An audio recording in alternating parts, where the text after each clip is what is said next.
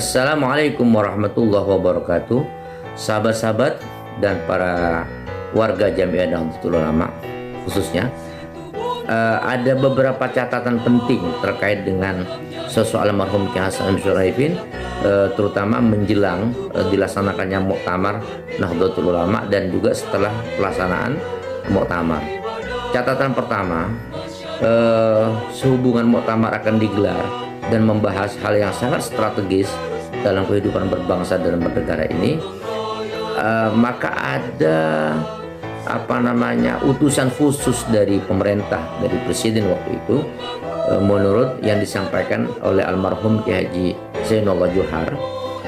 Utusan ini menyampaikan kepada almarhum Kiai, pemerintah dalam hal ini presiden ingin membangun rumah Kiai, karena rumah beliau kan sangat sederhana. Seorang tokoh besar, rumahnya ya sangat-sangat sederhana, di bawah tembok ukuran 1,5 meter, kira-kira seperti itu. Di atasnya ada papan, dan di atas itu plafonnya anyaman bambu. Jadi gedek rumah beliau itu.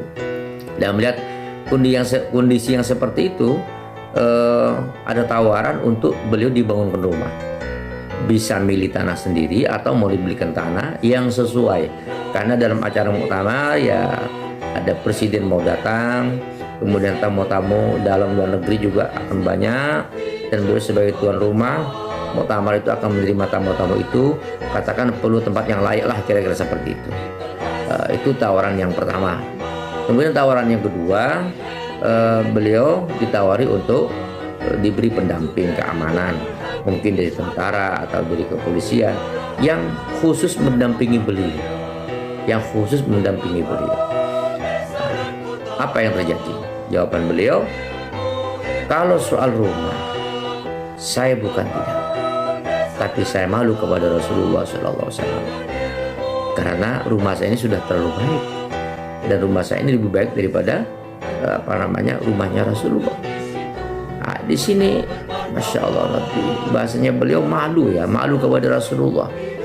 Ini mungkin sebagai iktibar bagi kita semuanya, supaya dalam soal performa, penampilan rumah dan lain-lain itu lebih mengutamakan kesederhanaan.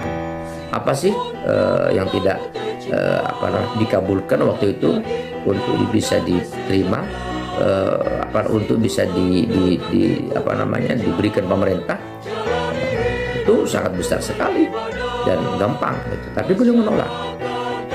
Ini maknanya sangat dalam sekali. Kalau kita urai, itu sangat dalam sekali, bahwa beliau diantaranya kesederhanaan. Yang kedua, beliau tidak mau terkooptasi dengan pemerintah, karena kalau ada kebaikan yang diberikan kepada seorang, biasanya menutup mulut ketika harus bicara, mengkritisi dan lain sebagainya. Amar ma'ruf nahi munkar itu tidak jalan di situ. Sesuai dengan kaidah al-ihsan abdul ihsan, bahwa kebaikan itu merupakan al-ihsan abdul insan gitu. Jadi kebaikan seorang itu akan memperbudak seseorang. Ini yang pertama. Yang kedua, beliau bilang bukan tidak mau untuk diberi pendamping, tapi pendamping saya banyak, cuman bapak tidak kelihatan aja. Jadi ada pasukan yang menurut beliau itu adalah yang mendampinginya itu nggak tampak, nggak kelihatan oleh mata. Ini tentara-tentara yang begini ini yang banyak dimiliki oleh para kiai kita dulu. Dan kalau kita lihat ketika misalnya perang Badar, ada penjelasan wa ma ramaita idz ramaita walakinnallaha rama. Muhammad, ketika engkau melempar itu tombak ke lawan itu bukan engkau, tapi Allah yang melempar.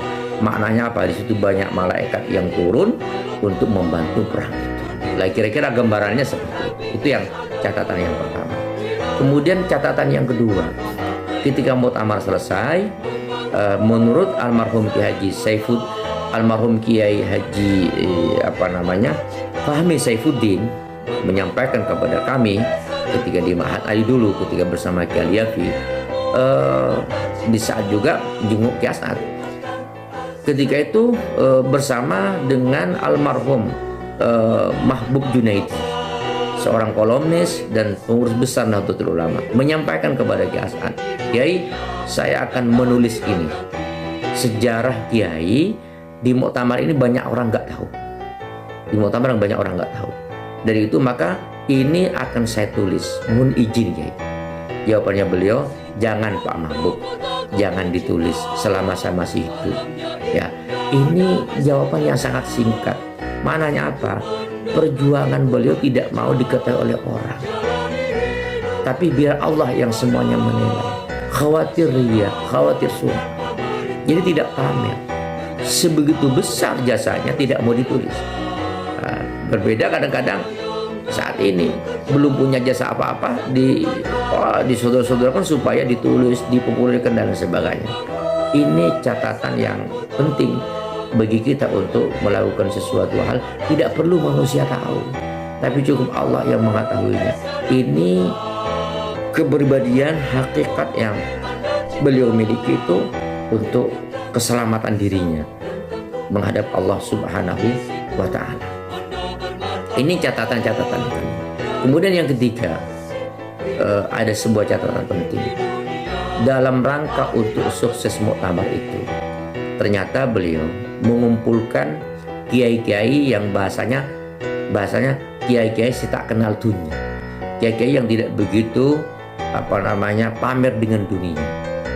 Ada sekitar 40 yang di sekitar Wongsorjo sampai Bangsreng, kemudian juga Kalipuro itu, dan beberapa di Situbondo, mencari sekitar 40 kiai yang kehidupannya sangat sederhana sekali, disuruh doa untuk sukses muktamar dari semua aspek.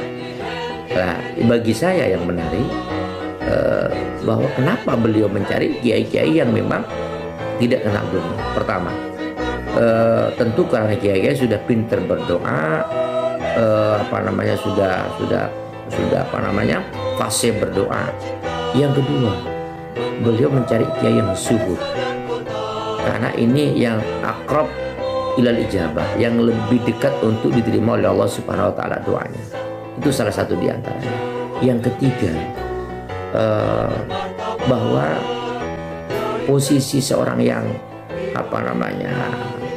fakir, orang yang miskin, itu posisinya kan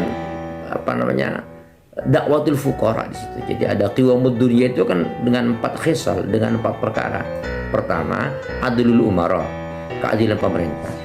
Yang kedua, nasihatul ulama, advis, nasihat daripada para alim ulama, selalu kita harus perhatikan.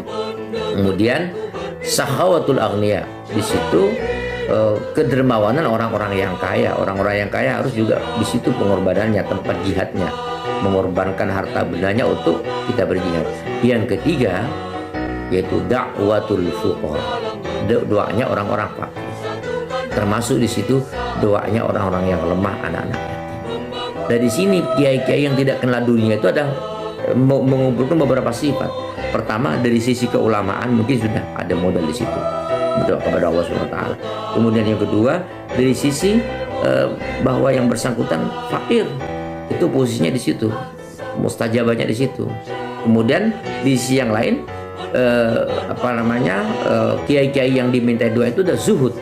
Zuhud itu artinya mengambil secukupnya tentang dunia ini dan menghindari foya-foya, menghindari hal-hal yang lebih dari kebutuhan.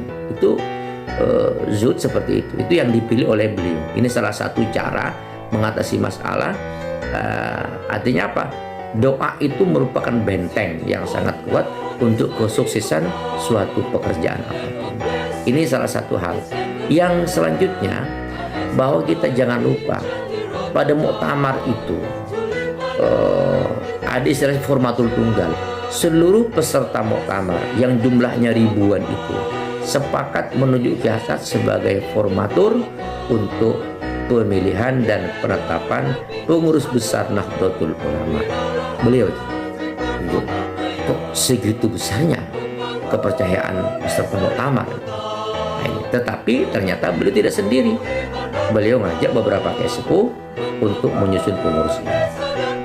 Kemudian ada catatan penting di situ bahwa beliau menetapkan Kiai Haji Ahmad Siddiq sebagai Rais Am dan Kiai Haji Abdurrahman Wahid sebagai Ketua Umum Pengurus Besar Nahdlatul Ulama. Ini saya dengar ketika almarhumah Nyai Hajjah Zubaidah rahimahullah ta'ala wafat, beliau sempat pidato, menyampaikan pidato di Makbarah. Apa kata beliau? Sebenarnya sudah beberapa kali Kiai Samsul Aba ini datang sama saya, ngajak saya, dan juga malaikat datang akan mengambil saya. Saya nawar, minta ditunda dulu. Itu bahasa beliau. Dulu. Kenapa? Karena saya masih punya hutang sama guru, dalam hal ini Ki Hasyim Asy'ari. Karena kami akan mengembalikan NU kepada yang punya. Waktu itu ada yang menafsirkan mungkin yang akan jadi ketua umum itu Pak Ud, almarhum Ki Haji Yusuf Hasyim. Tidak terbaca Ki Abdurrahman Wahid, tapi ternyata Gus Dur Ki Abdurrahman Wahid itu sebagai ketua penyelenggara Muktamar NU ke-27. Itu sudah di situ banyak yang mengarah ke Gus Dur. Ternyata betul yang dimaksud mengembalikan NU kepada yang punya, yaitu zuriyah Ki Hasyim Asy'ari. Maka diangkatlah Gus Dur sebagai ketua umum pengurus besar Nahdlatul Ulama, dan beliau awal di situ, yaitu tahun 1984. Nah, yang perlu dicatat bahwa itu bukan pilihan langsung muktamirin, tapi muktamirin menyerahkan sepenuhnya kepada almarhum Kiai As'ad dan beberapa kiai sepuh untuk pemilihan ini.